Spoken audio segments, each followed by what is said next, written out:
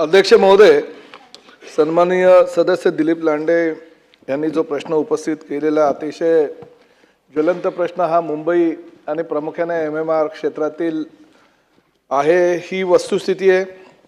मध्यंतरीच्या काळामध्ये MMR क्षेत्रामध्ये आणि प्रामुख्याने महाराष्ट्रामध्ये बाईक टॅक्सी चालावी आणि त्या बाईक टॅक्सीमुळे सर्वसामान्य प्रवाशांची सोय व्हावी ही भूमिका घेऊन परिवहन विभागानं एक प्रस्ताव तयार केला की बाईक टॅक्सीला परवानगी महाराष्ट्रात सुद्धा इतर शेजारचे राज्य जे गोव्यामध्ये वगैरे चालू आहे त्या पद्धतीने परवानगी द्यावी।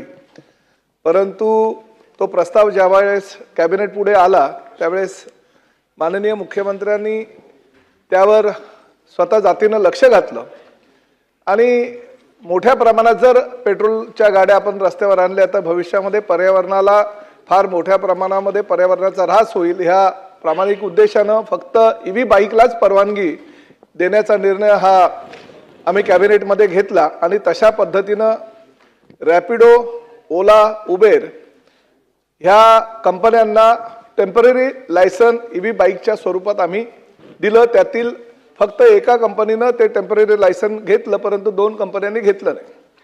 काही कालावधीनंतर आमच्या असं लक्षात आलं की ह्याच कंपन्यांनी आपल्या ॲपचा वापर करून सरसकट पेट्रोलच्या बाईक सुद्धा रस्त्यावर आणल्यात आणि दिवसेंदिवस ते प्रमाण वाढत चाललं होतं आणि त्यामुळे आम्ही कारवाई करायची सुरुवात केली। RTOच्या अधिकाऱ्यांनी ज्यावेळेस अध्यक्ष महोदय कारवाई करायला सुरुवात केली तेव्हा आम्ही दंड त्यांना आकारला। काही काळ त्या गाड्या बंद झाल्या परंतु सातत्यानं 2 व्हीलर पेट्रोल बाईक ह्या रस्त्यावर यायला लागल्या आणि त्याची दखल घेऊन मी स्वतः आम्ही सायबर क्राईमकडे तक्रार माझ्या लेटरवर केली की ह्या मोठ्या प्रमाणात विदाऊट परमिशन ह्या बाईक रस्त्यावर आलेल्या आहेत, आपण कारवाई करावी। परंतु परिस्थिती अशी झाली की पूर्ण देशामध्ये ह्या रॅपिडोचा असू द्या, ओलाचा असू द्या किंवा उबरचा असू द्या एकच ॲप असल्या कारणानं त्याच ॲपच्या माध्यमातून ह्या बाईक टॅक्सी सुद्धा रस्त्यावर 4 व्हीलर आणि बाईक टॅक्सी रस्त्यावर येत असल्या कारणानं एका रात्रीमध्ये फार देशामध्ये गोंधळ निर्माण झाला आणि त्यावेळेस रात्री 3 वाजता माननीय मुख्यमंत्र्यांनी त्यावर लक्ष घालून ती कारवाई तात्पुरत्या स्वरूपात थांबवली।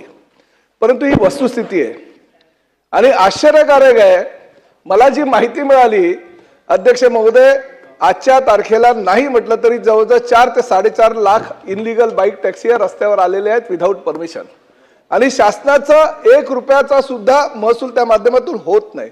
वारंवार आमच्याकडे तक्रारी झाल्यानंतर RTOचे अधिकारी त्यावर कारवाई करतात, दंड आकारला जातो। तो दंड आकारल्यानंतर जे मोठे ॲपचे धारक आहेत ते स्पष्टपणे बाईक टॅक्सीवाल्यांना सांगतात की तुम्ही फाईन जागेवर भरा, पैसे आमच्याकडनं घ्या आणि याची दखल फार मोठ्या प्रमाणात माननीय मुख्यमंत्र्यांनी घेतली आणि त्यांनी सांगितलं की शासनाचा जर महसूल काही होत नसेल तर यावर काहीतरी कारवाई करणं गरजेचं आणि त्या पद्धतीने त्यांनी बैठक घेतली। बैठकीअंती अजून काही आपण निर्णय त्यामध्ये घेणार आहोत। त्यामध्ये प्रामुख्यानं महाराष्ट्रामध्ये तरुणींना रोजगार निर्माण व्हावा यासाठी एक आम्ही निर्णय आता ह्या बाईक टॅक्सीच्या संदर्भात घेतोय।